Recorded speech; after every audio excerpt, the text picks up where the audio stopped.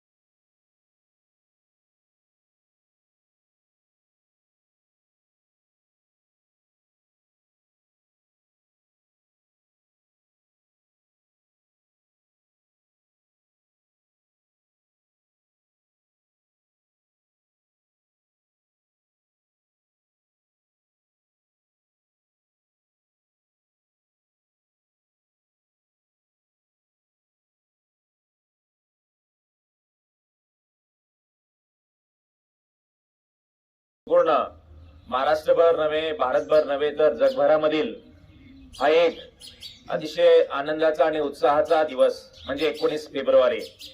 आपण कुठे कुठे ऐकतोय 19 फेब्रुवारी जगातले भारी निश्चितच आहे सर.